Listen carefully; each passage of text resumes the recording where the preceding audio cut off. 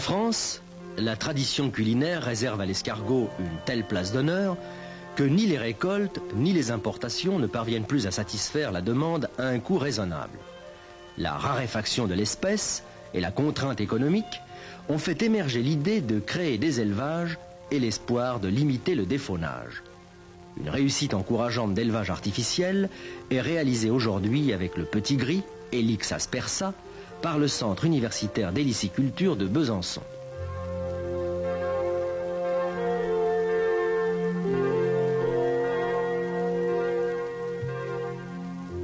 Au départ, les premiers essais ont été faits en conditions semi-contrôlées avec une nourriture à base de carottes et de salades dans des terrariums humides. La craie naturelle permettant de pallier un éventuel déficit calcique. Mais ce type d'élevage ne pouvait déboucher sur une application industrielle. Les impératifs d'hygiène, la nécessité de travailler à grande échelle, ont conduit à utiliser un matériel plus facile à nettoyer, plus léger et standardisé, la boîte en matière plastique perforée transparente.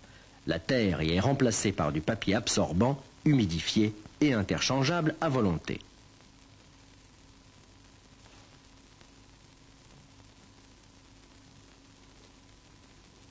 Parallèlement, la mise au point d'un aliment composé a permis d'aborder d'authentiques conditions artificielles.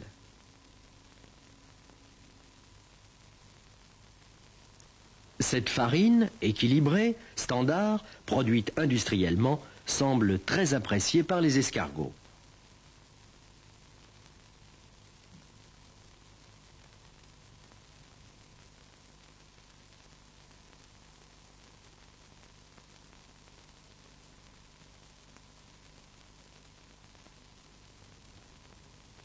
La réussite d'élevage en totales conditions artificielles nécessitait cependant une meilleure connaissance des paramètres abiotiques, lumière, température, hygrométrie, qui régissent la croissance et la reproduction de grandes populations d'individus.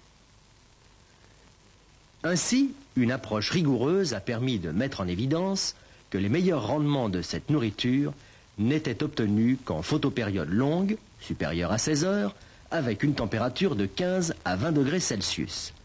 Une intensité lumineuse moyenne est à respecter dans une humidité supérieure à 80%. En photopériode courte, la croissance est très faible, mais elle reprend en conditions favorables. Toutes choses restant égales, les meilleurs taux de croissance sont obtenus avec des groupements de densité moyenne ou faible. C'est cette condition qui impose de répartir les populations en cellules.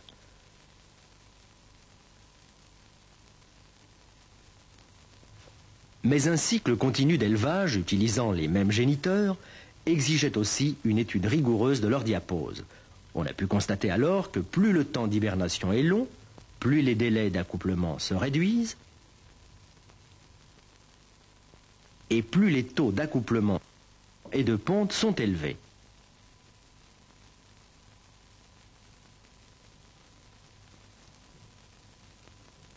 Particulièrement si au réveil, les géniteurs sont placés en photopériode longue.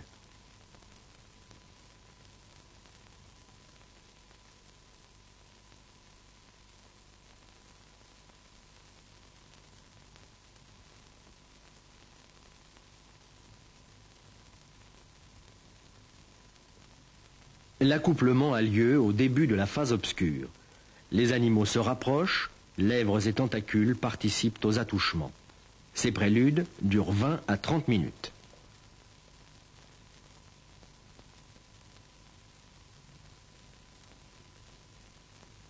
L'aspérité blanche du pénis, prête à être dévaginée, apparaît sur le côté droit de chaque animal. Accolés peu après par ce même flanc, ils dévaginent leur dard, puis leur pénis, et s'interpénètrent. Au moment de la séparation, on peut encore voir le dard qui demeure à l'extérieur.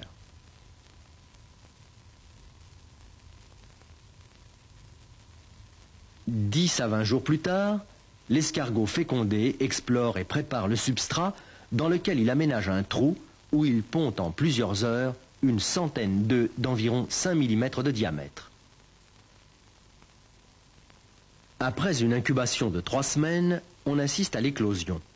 Les jeunes sont très peu pigmentés et leur transparence est telle qu'elle permet de voir les battements cardiaques. À droite sur l'image.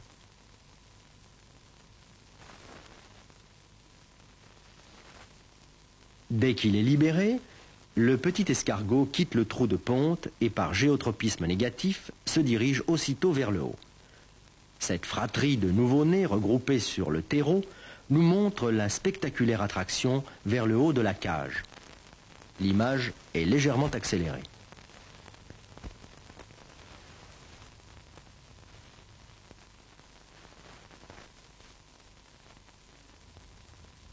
Parvenus au couvercle de leurs cellules, les jeunes, un peu plus pigmentés, explorent l'espace, se regroupent et s'immobilisent.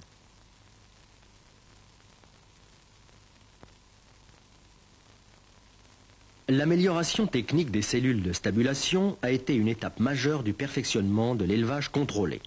Les cellules, toujours en matière plastique, ont été aménagées en batterie et surtout équipées d'un système de climatisation automatique. La nourriture est distribuée par une porte frontale. Chaque cellule accueille un maximum de 100 individus et communique par une ouverture latérale selon les besoins des expériences.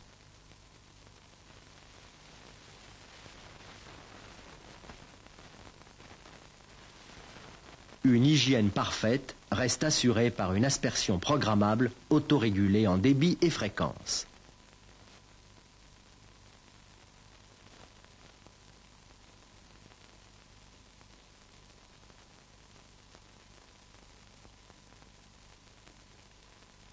Les cellules réservées à la ponte ne sont pas arrosées. C'est dans des unités isothermes, autoclimatisées, contenant jusqu'à 150 cages que la mise au point des conditions optimales artificielles a été faite en combinant tous les paramètres abiotiques à l'aide des programmateurs.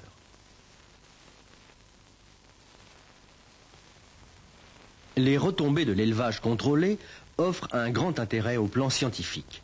Le chercheur peut en effet avoir à sa disposition à tout moment de l'année des lots d'animaux homogènes et en grande quantité. Ainsi, les mécanismes de déclenchement et de contrôle de la croissance et de la reproduction ont pu être étudiés in vitro avec des cultures d'organes et in vivo sur des animaux anesthésiés. Ces techniques, associant le tentacule et la glande hermaphrodite ou le cerveau d'escargot photostimulé, ont permis d'établir expérimentalement plusieurs corrélations fonctionnelles. On a pu mettre en évidence qu'un ou plusieurs facteurs tentaculaires intervenaient sur la gonade et la glande à albumène, que le cerveau intégrait le message lumineux et agissait sur la gonade, sur les glandes multifides, sur la croissance. Les corps dorsaux sous contrôle cérébral stimulent la vitellogénèse et la ponte ovulaire. La gonade agit sur les glandes multifides.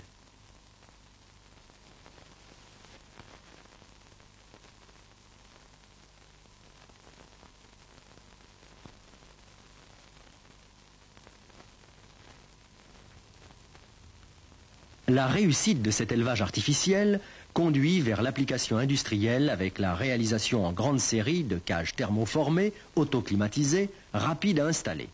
L'espoir de limiter le défaunage devrait devenir une réalité. En effet, l'élevage contrôlé pratiqué en ferme hélicicole a permis d'obtenir des rendements équivalents à ceux d'élevage semi-naturel, avec un pourcentage de mortalité égal, et ce, pour un coût inférieur. Il ne reste plus qu'à transposer cette technique en l'adaptant à l'escargot de Bourgogne, aussi menacé que savoureux.